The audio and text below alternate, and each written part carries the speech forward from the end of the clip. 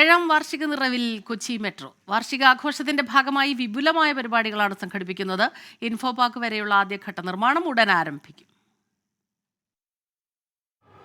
ഗതാഗതക്കുരുക്കിൽ പൊറുതിമുട്ടിയ കൊച്ചിയെ രക്ഷിക്കാൻ വേണ്ടിയാണ് ആകാശത്തു കൂടി ട്രെയിൻ ഓടിക്കാൻ ഒരു പദ്ധതി വിഭാവനം ചെയ്തത്.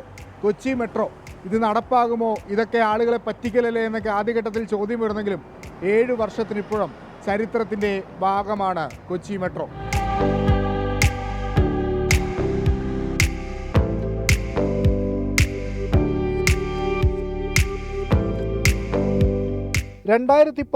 ജൂൺ 17 കൊച്ചി മെട്രോ ഭൂപടത്തിൽ ഇടം പിടിച്ചത്. ആലുവ മുതൽ പാലാരിവട്ടം വരെയായിരുന്നു ആദ്യ സർവീസ്. കഴിഞ്ഞ വർഷം തൃപ്പൂണിത്തുറ വരെ നീട്ടി. 28.4 കിലോമീറ്റർ പാതയും 25 സ്റ്റേഷനുകളുമുണ്ട് നിലവിൽ. 7ാം പിറന്നാൾ ആഘോഷമാക്കാൻ വിവിധ പരിപാടികളും കൊച്ചി മെട്രോ ആവിഷ്കരിച്ചിട്ടുണ്ട്.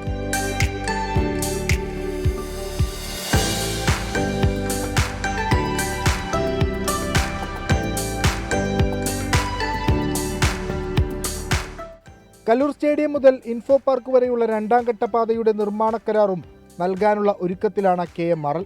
ദിനംപ്രതി യാത്രികരുടെ എണ്ണം 1 ലക്ഷത്തിലേക്ക് അടുത്തിട്ടുണ്ട്. സർവീസ് ഏതാണ്ട് എല്ലാം കുഴപ്പമില്ല, നല്ല രീതിയിൽ തന്നെ പോകുന്നുണ്ട്. ഇപ്പോൾ ഞാൻ എറണാകുളത്ത് ബിസിനസ് ചെയ്യുന്ന ഒരാളാണ്. ഇവിടുന്ന് 15 മിനിറ്റ് കൊണ്ട് എനിക്ക് സൗത്തിലേക്ക് എത്താൻ സാധിക്കും. ബസ്സിന് പോകുകയാണെങ്കിൽ 1 മണിക്കൂറെങ്കിലും എടുക്കും. ഇത് വണ്ടിയോടെ വെച്ചിട്ട് മെട്രോയിൽ കയറി പോകുകയും അതൊക്കെ നല്ല കാര്യങ്ങളാണ്. നമ്മൾ ബ്ലോക്കിലൊന്നും ഇല്ലാതെ വളരെ ഫാസ്റ്റായിട്ട് തന്നെ നമുക്ക് നമ്മുടെ ഡെസ്റ്റിനേഷനിൽ എത്താൻ പറ്റുന്നുണ്ട്. ഞങ്ങളൊക്കെ സ്ഥിരം ഇപ്പോൾ മെട്രോ യാത്രക്കാരാണ്. ഈസിയാണ് ട്രാവൽ ചെയ്യാൻ. പിന്നെ മെയിനായിട്ടുള്ള എല്ലാ സ്പോട്ടിൻ്റെ അടുത്തൊരു മെട്രോ സ്റ്റേഷനുണ്ട്. അപ്പോൾ സൗകര്യമാണ്. അടുത്ത ഘട്ടത്തിലായുള്ള സ്റ്റേഷനുകൾക്ക് സ്ഥലം ഏറ്റെടുപ്പ് കഴിഞ്ഞു. 1957.5 കോടി രൂപയാണ് കേന്ദ്ര സംസ്ഥാന സർക്കാരുകൾക്ക് തുല്യ പങ്കാളിത്തമുള്ള 2ാം ഘട്ട മെട്രോ പാതയുടെ നിർമ്മാണ ചെലവ് പ്രതീക്ഷിക്കുന്നത്. 24 കൊച്ചി.